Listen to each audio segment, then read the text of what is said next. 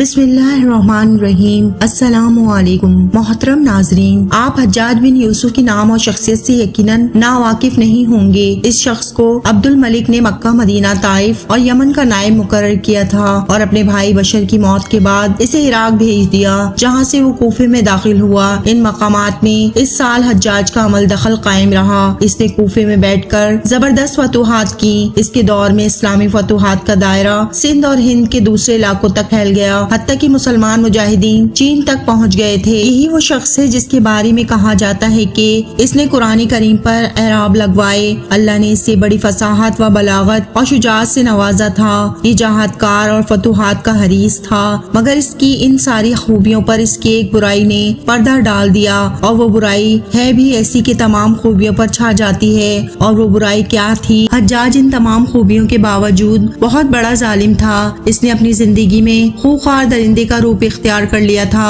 ایک طرف اس کے دور کے نامور مجاہدین موسیٰ بن نصیر اور محمد بن قاسم کفار کی گردنیں اڑا رہے تھے، اور دوسری طرف وہ خود اللہ کے بندوں، اولیاء اور علماء کے خون سے ہولی کھیل رہا تھا۔ حجاج نے 1 لاکھ میں 1000 انسانوں کو قتل کیا۔ اس کی جیل خانوں میں ایک دن میں اتنے ہزار قیدی بیک وقت رہے ہیں، جن میں سے 1000 عورتیں ہوتی تھیں۔ اس نے جو آخری قتل کیا ہے وہ عظیم تابعی اور زاہد و پارسا انسان حضرت سعید بن جبیر کا قتل کیا تھا۔ انہیں قتل کرنے کے بعد حجاج پر دہشت سوار ہو گئی تھی۔ وہ نفسیاتی مریض بن چکا تھا۔ جب وہ سوتا تھا تو حضرت سعید بن جبیر اس کا دامن پکڑ کر کہتے تھے، اے دشمن خدا، آخر تو نے مجھے کیوں قتل کیا؟ میرا کیا جرم تھا؟ جواب میں حجاج کہتا تھا، مجھے اور سعید کو کیا ہو گیا ہے، مجھے اور سعید کو کیا ہو گیا ہے۔ یہ وہ اندر کی آگ تھی جو جب بھڑک اٹھتی ہے تو امن و سکون سب کچھ راک کر دیتی ہے۔ اس کے ساتھ ساتھ حجاج کو وہ بیماری لگ گئی تھی جسے کہا جاتا ہے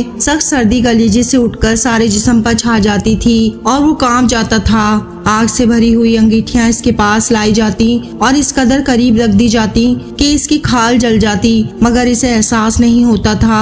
حکیموں کو بلایا تو انہوں نے بتایا کہ پیٹ میں سرطان ہے۔ ایک طبیب نے گوشت کا ٹکڑا لیا اور اسے دھاگے کے ساتھ باندھ کر حجاج کے حلق میں اتار دیا۔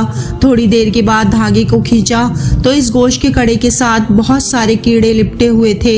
حجاج جب مادی تدبیروں سے مایوس ہو گیا تو اس نے حضرت حسن بصری کو بلوایا اور اسے دعا کی درخواست کی۔ وہ آئے اور حجاج کی حالت دیکھ کر رو پڑے اور فرمانے لگے، میں نے تجھے منع کیا تھا کہ نیک بندوں کے ساتھ چھیڑ چھاڑ مت کرنا، انہیں تنگ نہ کرنا، ان پر ظلم نہ کرنا، مگر تو باز نہ آیا۔ آج حجاج باعث عبرت بنا ہوا تھا۔ وہ اندر سے بھی جل رہا تھا اور باہر سے بھی جل رہا تھا۔ وہ اندر سے ٹوٹ پھوٹ چکا تھا۔ چنانچہ وہ حضرت سعید بن جبیر کو قتل کرنے کے بعد زیادہ دن تک زندہ نہ رہ سکا اور صرف 40 دن کے بعد ہی اس دنیا سے رخصت ہو گیا۔ مگر حضرت سعید اور حجاج کی موت میں بڑا فرق تھا۔ حضرت سعید کو شہادت کی موت نصیب ہوئی۔ وہ ایسی آن مان سے دنیا سے رخصت ہوئے کہ بعد میں آنے والے مجاہدین کے لیے ایک سنگ میل قائم کر گئے۔ وہ جب دنیا سے رخصت ہوئے تو ان کا دل مطمئن تھا اور چہرے پر نور تھا، لیکن حجاج جب دنیا سے جا رہا تھا تو اندر کی آگ میں جل رہا تھا، چہرے پر ندامت کی ظلمت تھی۔ اسے اس کا ایک ظلم یاد آ رہا تھا۔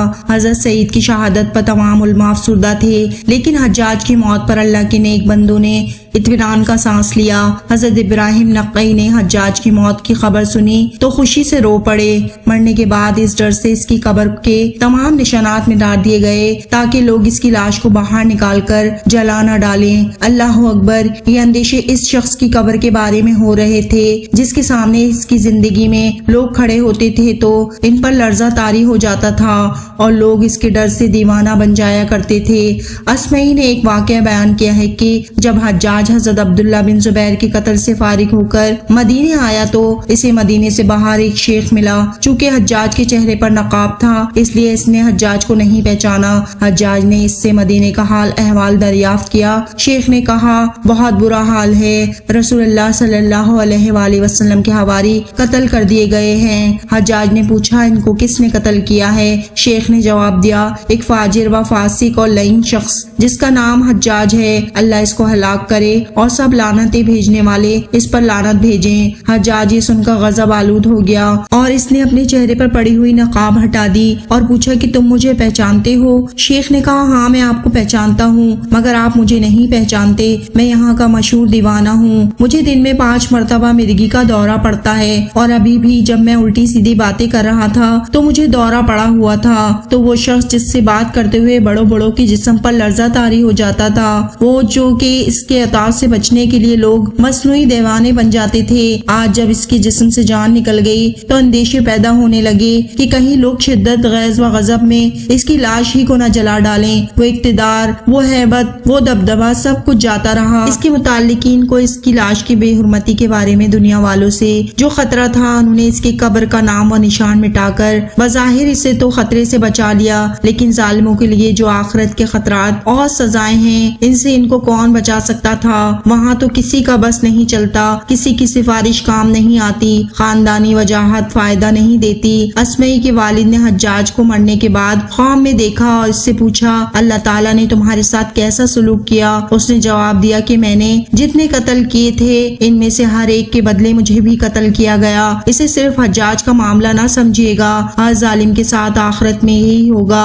اس واقعے سے حاصل یہ نکلا کہ ظلم کا انجام ہمیشہ برا ہوتا ہے، چنانچہ انسان زندگی کی کسی بھی موڑ پر ظالم نہ بنے۔ اللہ تعالی ہم سب کو ظلم سے دور رہنے کی توفیق عطا فرمائے، آمین یا رب العالمین۔